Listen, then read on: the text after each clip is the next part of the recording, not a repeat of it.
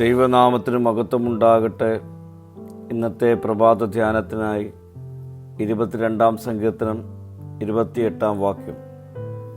രാജ്യത്വം യഹോവയ്ക്കുള്ളതല്ലോ, അവൻ ജാതികളെ ഭരിക്കുന്നു.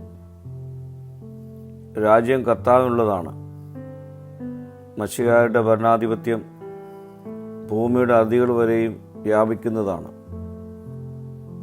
താൻ രാജാവായി വാഴുമ്പോഴും വരുവാനുള്ള രാജ്യത്തെക്കുറിച്ച് ദാവീദ് ഈ വാക്യത്തിലൂടെ പ്രതിപാദിക്കുന്നു. യേശുക്രിസ്തു ചൂണ്ടിക്കാട്ടിയ ദൈവരാജ്യം ദേശകാല പരിമിതികളെ അതിലംഘിക്കുന്നതും മനുഷ്യഹൃദയങ്ങളിൽ സർവാധിപത്യം സ്ഥാപിക്കുന്നതിന് നിയമിക്കപ്പെട്ടതുമാണ്.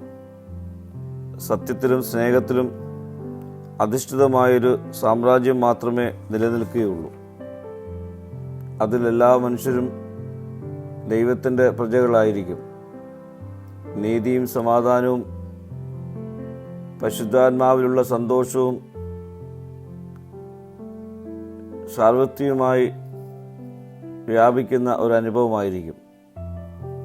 പ്രിയ സ്നേഹിതരെ, യേശുക്രിസ്തു വിവാഹം ചെയ്ത ഈ സ്വർഗരാജ്യത്തിൻ്റെ അനുഭവക്കാരായി തീരുവാൻ നമുക്ക് സാധിക്കട്ടെ.